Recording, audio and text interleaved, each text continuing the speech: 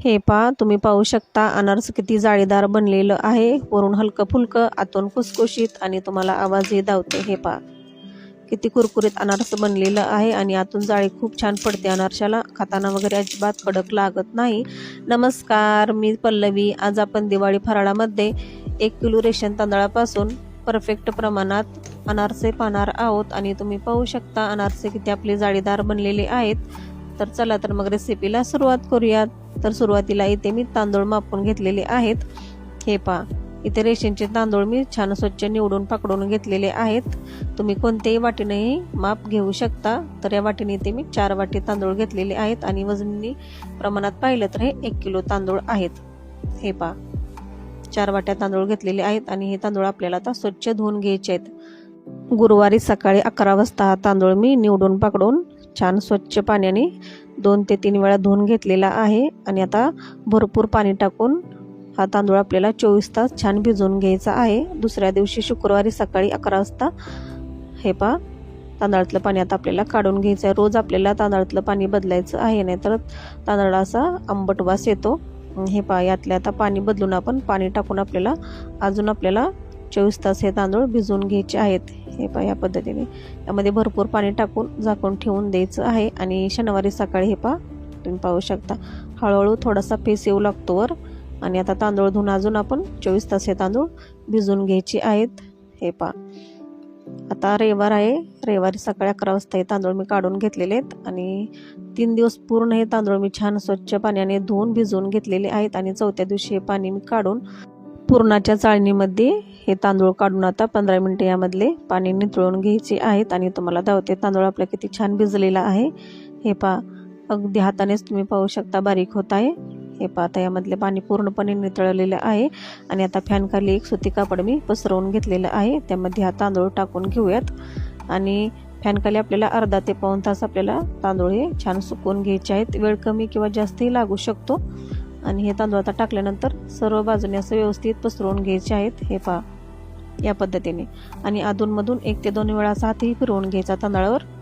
हे पहा, पाऊण तास झालेला आहे आणि तुम्ही पाहू शकता तांदूळ छान असा मोकळाही झालेला आहे आणि जास्त कोरडा नाही. हे पहा, अगदी हातात घ्यायचं आणि असं दाबून पाहायचं. थोडाफार हाताला चिटकत आहे, तुम्हाला धावते. आणि अजून एक पद्धत धावते, हातात असं दाबून पाहायचा. छान असं हाताला गारवा लागतो, थंडावा जाणवतो, जास्त असं कोरडं वाटत नाही. आणि हे पहा, किती छान असं सुकलेलं आहे. अगदी हातानेच पीठ तयार होत आहे. आणि आता हे तांदूळ आपण काढून घ्यायचं आहे आणि मिक्सरच्या भांड्यामध्ये टाकून बारीक करून घ्यायचा आहे. मिक्सरच्या बारक्या भांड्याने आपल्याला हे तांदूळ बारीक करून घ्यायचे आहेत, त्यामुळे छान बारीक होतात. आणि एका परातीमध्ये आता मैद्याची चाळण घेतलेले, त्यामध्ये बारीक केलेलं पीठ टाकून घ्यायचं आहे आणि पीठ आपल्याला चाळूनच घ्यायचं आहे. हे पहा, असं बारीक करून घ्यायचं आणि चाळणीच्या साहाय्यानं चाळून घ्यायचं आहे. आणि उरलेली थोडीफार कणी असते ती नंतरच्या तांदळामध्ये टाकून बारीक करून घ्यायची आहे. आणि अशाच पद्धतीने आपण सर्व तांदूळ बारीक करून घ्यायचे आहेत आणि या पद्धतीने आपल्याला चाळून घ्यायचे आहेत. हे पहा, सर्व पीठ मी चाळून घेतलेलं आहे आणि आता हे पीठ आपल्याला मापून घ्यायचं आहे. इथे मी एक कुकरचा डबा घेतलेला आहे, त्या डब्याने हे पीठ मापून घेत आहे. तुम्ही कोणत्याही भांड्यानं पीठ मापून घ्यायचं. पीठ मापून घेतल्यामुळं साखरेचा आपला अंदाज अजिबात चुकत नाही. आणि हे पहा, इथे मी मोठा कुकरचा डबा घेतलेला आहे, ते 2 डबे भरलेले आहेत आपलं. हे पहा, आता हे पीठ आपण एका परातीत काढून घेऊयात. हे पहा, त्यासाठी आपल्याला आता 1 डबा बारीक केलेली साखर टाकून घ्यायची आहे. साखर मी मिक्सरमध्ये फिरवून घेतली होती बारीक अशी, त्यामध्ये टाकून घेऊयात. 2 डबे तांदळाच्या पिठासाठी 1 डबा आपल्याला बारीक केलेली साखर यामध्ये टाकून घ्यायची आहे. आणि हे पहा, आता छान एकजीव करून घ्यायचं आहे. पीठ आणि साखर आपल्याला दोन्ही हातांनी छान असं एकजीव करून घ्यायचं आहे. हे पहा, पीठ चोळत असतानाच आपल्या हाताला छान असा ओलावा जाणवतो. हे पहा, छान असे मुटके बनतात पीठ आपलं असं मिक्स करत असतानाच. आणि आता यामध्ये इथे मी 1 चमचा तूप टाकत आहे. इथे तुम्हाला जास्त अशी खुसखुशीत अनारसे हवे असतील तरच तुम्ही यामध्ये 1 चमचा तूप टाकू शकता. जास्त कुरकुरीत हवे असतील तर तुम्ही इथे तूप नाही टाकलं तरी चालेल. आणि हे पहा, आता छान एकजीव करून आपल्याला छान असे मोठे मोठे गोळे करून घ्यायचे आहेत. हे पहा, या पद्धतीने. इथे गोळे तुमचे थोडे लूजही होऊ शकतात किंवा जास्त असे कोरडे होऊ शकतात. हे पहा, आणि आता हे सर्व गोळे इथे मी करून घेतलेले आहेत. या पद्धतीने 5 मोठे गोळे आपले तयार झालेले आहेत. आणि आता हे आपण एका हवाबंद डब्यामध्ये ठेवून द्यायचे आहेत. या पद्धतीने झाकण ठेवून आपल्याला 2 ते 3 दिवस छान पीठ आंबवून घ्यायचं आहे. तुम्ही अर्ध्या तासाने लगेचच अनारसे करायला घेऊ शकता, तरीसुद्धा आपले अनारसे छान जाळीदार बनतात, कारण आपण पीठ छान भिजवून घेतलेलं आहे. आणि हे पाहता 2 दिवस पीठ मी छान आंबवून घेतलेलं आहे. रविवारी आपण पिठाचे गोळे करून घेतलेले होते. मंगळवारी हे मी अनारसे करत आहे आणि यामधील आता एक गोळा काढून घेत आहे. इथे मी एका गोळ्याचेच अनारसे बनवणार आहे. हे पीठ फ्रीजच्या बाहेर 2 महिने आरामशीर टिकतं, अजिबात खराब वगैरे होत नाही. फक्त त्यामध्ये दूध मिक्स करायचं नाही, करते वेळी दूध मिक्स करायचं आहे. आणि हे पाहता हा गोळा मी छान हातानं एकजीव करून घेत आहे. छान असं पीठ मोकळं करून घ्यायचं आणि यामध्ये आता थोडं थोडं दूध टाकून आपल्याला हे पीठ मळून घ्यायचं आहे. इथे दुधाचं प्रमाण कमी जास्त लागू शकतं, काही वेळेस पीठ कोणाकोणाचं असं जास्त मऊसुद्धा होऊ शकतं. हे पहा इथे आता आपल्याला 4 ते 5 चमचे दूध लागलेलं आहे पीठ मळण्यासाठी. इथे तुम्ही थोडंसं केळी टाकूनही हे पीठ मळून घेऊ शकता.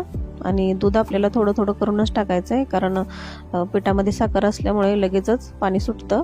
आणि हे पहा छान असा घट्टसर गोळा मळून घेतलेला आहे. जास्त लूज पीठ मळायचं नाही, कारण आपल्याला नंतर अनारसे थापता येणार नाहीत. हे पहा या पद्धतीने असा गोळा मळून घेतलेला आहे आणि हाताला थोडंसं तूप लावायचं. आणि आता याचे आपल्याला छोटे छोटे गोळे करून घ्यायचे आहेत. तुम्हाला अनारसे ज्या आकारामध्ये हवा आहे त्या आकारामध्ये लहान मोठ्या गोळ्या करून घेऊ शकता. आणि तुम्हाला पीठ तयार झालं की नाही कसं ओळखायचं, हे पहा अशी गोळी करून पाहायची आणि कडेने अजिबात क्रॅक वगैरे जात नाही. समजायचं आपलं पीठ छान असं आंबलेलं आहे आणि अनारसे करण्यासाठी पीठ आपलं तयार आहे. आणि हे पहा जेवढे आपल्याला अनारसे करायचे आहेत त्याच्यात सुरुवातीला अशा गोळ्या करून घ्यायच्या, सर्व गोळ्या एकदम नाही करायच्या. इथे मी 8 ते 10 गोळ्या करून घेतलेल्या आहेत आणि थोडीशी कसकस पसरवून घेतलेली आहे अशी. आणि यावर आता थोडीशी आता आपण साखर टाकून घ्यायची, त्यामुळे अनारसे छान अशी खुसखुशीत होतात आणि खायला पण टेस्टी लागतात. आणि आता एक असा गोळा घ्यायचा आणि हातावरच अनारसाचं पसरवून घ्यायचं.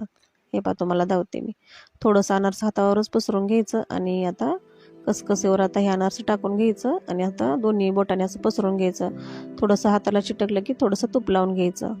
आणि हे पहा नंतर दोन्ही बोटाने आपल्याला असं अनारसे पसरवून घ्यायचं आहे. हे पहा या पद्धतीने. आणि आता हे अनारसे आपण एका ताटामध्ये काढून घेऊयात.